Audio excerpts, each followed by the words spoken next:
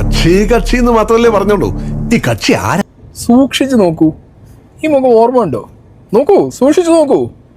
ഓർമ്മ കിട്ടുന്നില്ല? സൈഡിലൊരു വീഡിയോ ഇവിടെ ചെയ്യാം. അത് നിങ്ങൾക്ക് ഓർമ്മ കിട്ടിയോ?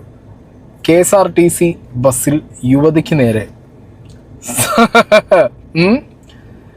ലിങ്കേഷ് പുറത്ത് കാണിക്കാൻ നോക്കിയ സവാദ്.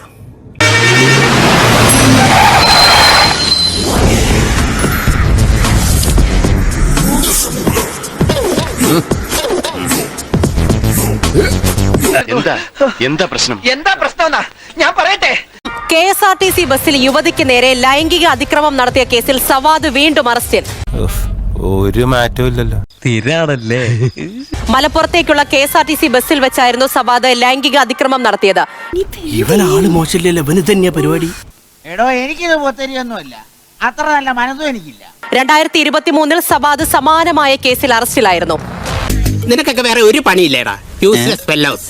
സവാദ് എന്ന പേര് ഒരുപക്ഷെ പലർക്കും പെട്ടെന്ന് ഓർമ്മ വരില്ലായിരിക്കും. പക്ഷെ ഒരു സമയത്ത് ഒരുപാട് ചർച്ച ചെയ്ത പേരാണ്. ഞാൻ ഓർക്കുന്നു, വല്ലാതെ ഓർക്കുന്നു. ഇവനെ അന്ന് വെളുപ്പിക്കാനും ഇവനാണ് ഈ നാട്ടിലെ ഏറ്റവും വലിയ പുണ്യപുരുഷൻ എന്ന് പറഞ്ഞു വന്ന കുറെ എണ്ണങ്ങളുണ്ടല്ലോ. വരിയായിട്ട് ഓരോന്നായിട്ട് വാട്ടെ. ഇനി മാളത്തുനിന്ന് പുറത്തേക്ക് ഫ്ലാഷ് ബാക്ക്. KSRTC ബസ്സിൽ യുവതിക്ക് നേരെ നഗ്നതാ പ്രദർശനം നടത്തിയ കേസിൽ പിടിയിലായ സവാദിന് സ്വീകരണവുമായി ഓൾ കേരള മെൻസ് അസോസിയേഷൻ. ജാമ്യം ലഭിച്ചു പുറത്തിറങ്ങിയ സവാദിന് ആലുവ സബ് ജയിലിന് പുറത്ത് മാലയിട്ട് സ്വീകരിച്ചു. കലക്കി.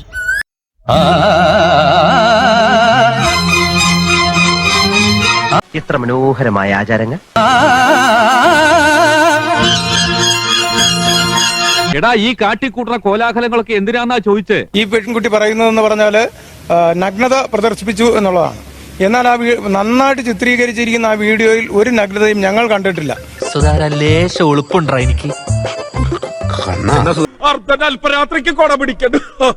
മെയ് 16 അങ്കമാലിയിൽ വെച്ചാണ് ചലച്ചിത്ര താരവും മോഡലുമായ യുവതിക്ക് ദുരനുഭവം ഉണ്ടായത്. തൃശൂരിൽ നിന്ന് എറണാകുളത്തേക്കുള്ള യാത്രക്കിടെ ശല്യപ്പെടുത്തുകയും നഗ്നതാ പ്രദർശനം നടത്തിയെന്നുമായിരുന്നു കേസ്.